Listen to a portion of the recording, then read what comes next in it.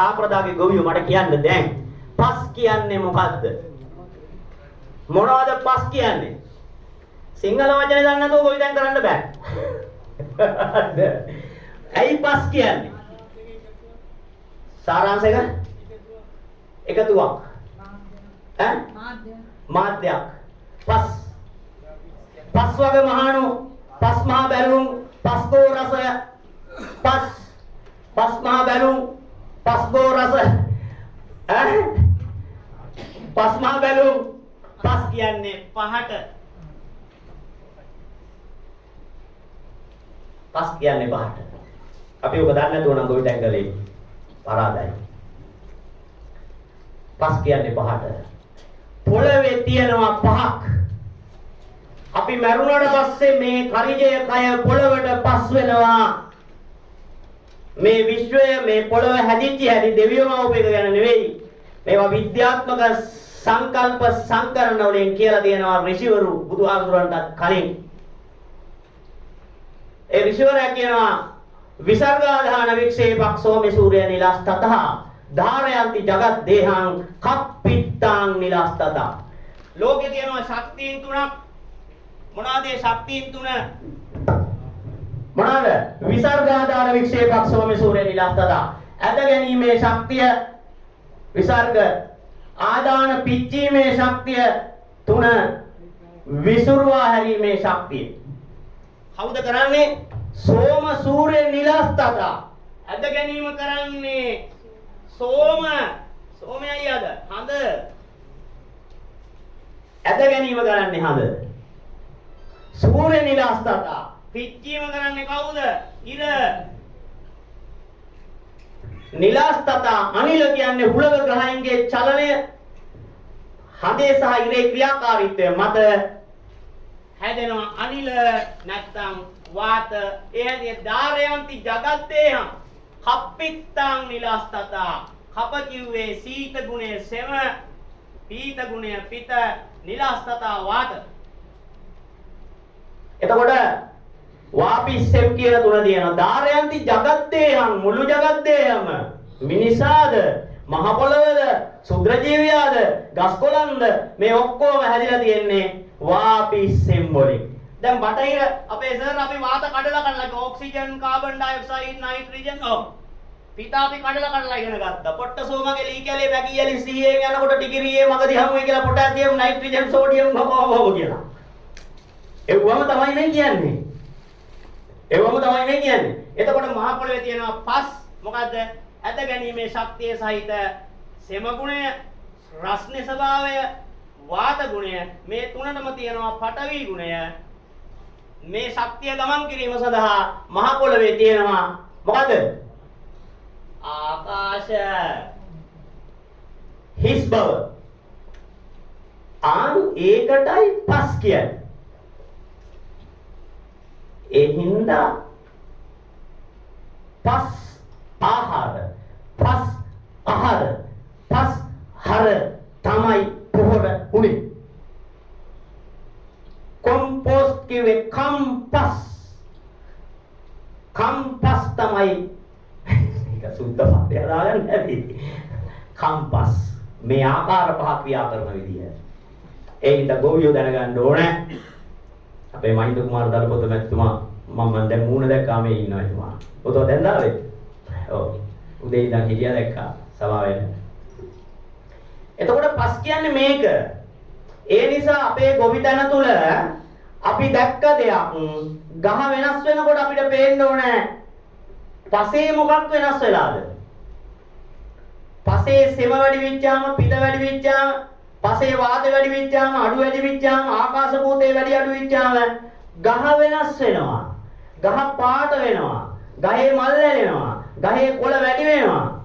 ඒක දැන් මට මේ පුංචි දේශනේ උගන්වන්න බෑ. දැන් මේ පැයක පොඩි වැඩක් නෙවෙයි මෙතන තියෙන්නේ. නිකන් හරය ගන්න. ඒ හින්දා පස පිළිබඳ අපේ විද්‍යාව ගැඹුරුයි. පස වෙනස් වෙනවා ග්‍රහයොත් එක්ක, ආකාශෙත් එක්කලා, ඉරත් එක්කලා, හඳත් එක්කලා.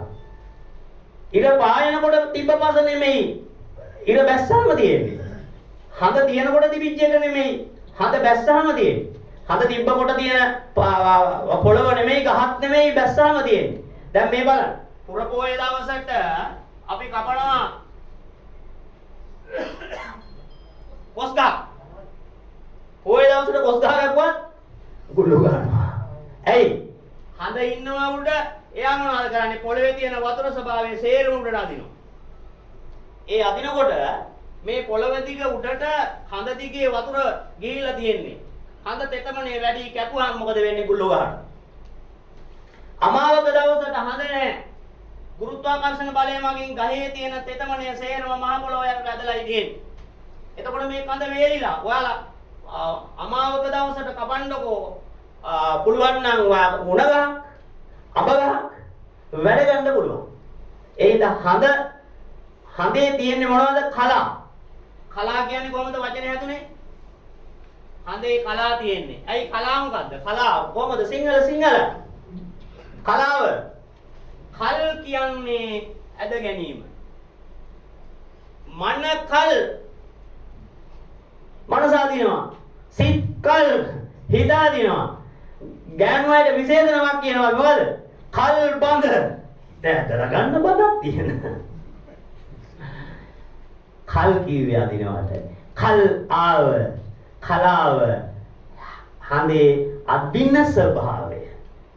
දවසින් දවස වැඩි වෙනවා. ඒ හින්දා අමාවක දවසට ඇත්ත විදිය නෙමෙයි පස්සේ අදින්නේ. තේරුණාද? ඒ හින්දා අපි මෙන්න මේකට ගත්ත කලාවට ගොවිතැන. මේක විග්‍රහාත්මකව උගන්වන්න පුළුවන්. පැය 5ක්වත් දෙනවා නම් කලාවට ගොවිතැන. ඒ හින්දා හඳේ කලාව අපි මොනවද කළේ? විස්තර කරා. හඳේ කලාව දැන් අමාවක දවසට ඕඩා එලියා ගන්න. අමාවක දවසට එක වකක්වත් නෑ කළුවරයි. අමාවකට පස්සේ දවස මොකද්ද? ඈ?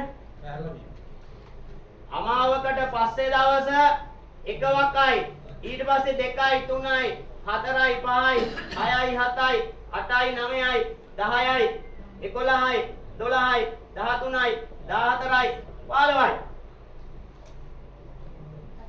දැන් ඔය දවස් ටිකට වෙනස් ගස්කොළන් හැසිරෙන විදිය. මොකද්ද වෙනස් වෙන්නේ? විසර්ගාදාන වික්ෂේපක් සෝමේ සූර්ය නිලස්තතා කියප එකේ. හඳ අඩු වැඩි වෙනකොට පොළවේ තෙතමනය වෙනස් වෙනවා. තැනක තෙතමනය වෙනස් වෙනකොට උණුසුම වෙනස් වෙන්නේ නැද්ද නිකම්ම? උණුසුම වෙනස් වෙනවා. එහෙනම් උණුසුම සිසිල අතරෙහි ඇති සමගුණය ඒ ගහේ චර්යාවට මිනිසුන්ගේ ඇඟේ චර්යාවට බලපාන. ඒ නිසා අපේ මිනිස්සු මේ කලාවන් ටික අපිට ලේසියට හොයාගන්න නම් කළා. 102 මූර්තිය වක ගජ කරන ජලවක කුකුළු පස දිවිසයන් එළු කරන සතගව නටසිය නවසූ කර කරන දසවක කො දසෝ කියද දසවක කුකුළු ලෙස දැනගම් මේ ලෙසින 11වක ගජ කරනයි කියන්නේ 12 දිවි තෙලස් එළු කරනය වන්නේ පුදුස් ගවය පසලොස් සිංහය වන්නේ පුරට කරන මේ ලෙස සකි දැනගන්න කියලා කිව්වා. 100 අමාවකට පස්සේ දවස සිංහ කරනයි කාමරයක පාම් 15ක් පත්තු කරන්න.